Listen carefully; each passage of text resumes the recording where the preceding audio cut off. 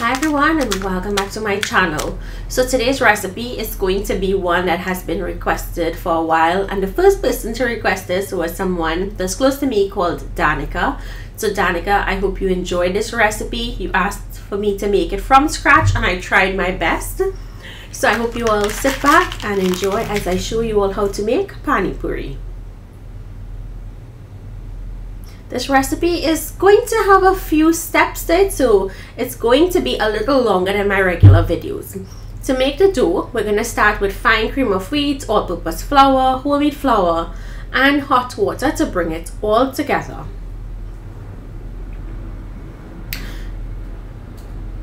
Now once you mix that in, add in the hot water and a little at a time, and start bringing it together just like when you're kneading sada roti or any type of dough. And you want a really nice between soft to medium dough. You don't want it too soft and you don't want it too firm. So sada roti texture and the firmness of sada roti is what you're going for. So once you knead it really well, you're going to form it into a dough ball, and using a damp paper towel or a tea towel, cover and allow it to rest for 10 minutes. So while that's resting, let's prepare the filling that goes inside. I'm making a potato and pigeon pea filling. So 1.5 pounds of boiled potato that you boil with salt and it's fork tender. Go in with some boiled pigeon peas, chili powder, and some GEERA. Now I'm adding to taste. When you're finished mixing this, you can taste and adjust your salt and all of your seasonings if you wanted more. But the sauce that we're going to be adding to this, it's going to add so much flavor, so you don't really have to over flavor your potato filling. So once you mix that properly, you want to taste and adjust salt and then set this aside. Now let's prepare the dough. I'm going to take the dough and I'm going to cut it up into smaller pieces that are more manageable, because these are going to, you want to make these as small as possible. You're going to try to make it so small that it fits into your mouth in one bite. Although mine didn't come out that small, but when you're making it at home and you start experimenting, you'll know the size that you want to make it. So cut them into small pieces and then roll them into small discs. I rolled out a couple before I started frying. You really want to keep them really nice and small, not too thin and not too thick, because it will not get crispy if it's too thick. If it's too thin, it's not going to puff up. So while you're cooking these, sometimes you'll notice that some may not puff up. That's because you probably fried it too thin, you probably rolled it out too thin, or rolled it out too thick.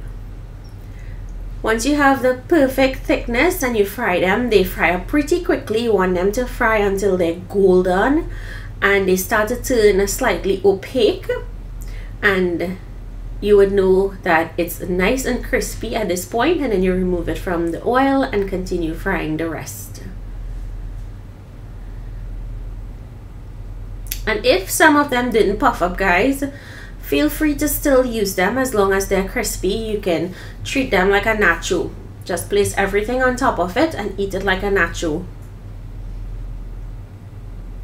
So once you've finished frying all of your puris, we're going to set those aside and let them cool down slightly. In the meantime, we're going to make our sauce.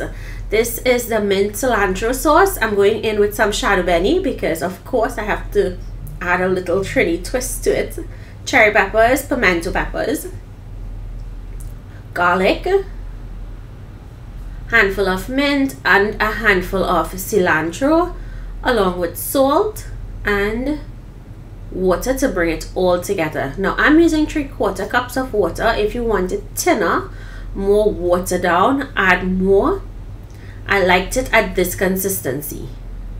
It was very much similar to banana chutney that you get in doubles with a hint of mint.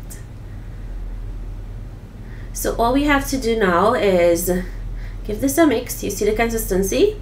Time to assemble. So you want to break down into the puri, and you hear how crispy that is. That's how you want it, and then you go ahead and fill the puri and put all of your toppings and all of your sauces. And don't forget to get your salsa. I got mine at Food Town. You can get it at any Indian supermarket or on Amazon. Use tamarind, use diced onion. You can even use yogurt in this if you wanted. I prefer not to use yogurt, but it's a personal preference. So I hope you guys enjoyed today's recipe. I've been a little bit under the weather, and it's the reason why you're not seeing a lot of recipes, but I am trying my best. I hope you all try it. Comment down below, let me know what you think, and I'll see you in my next video. Bye everyone.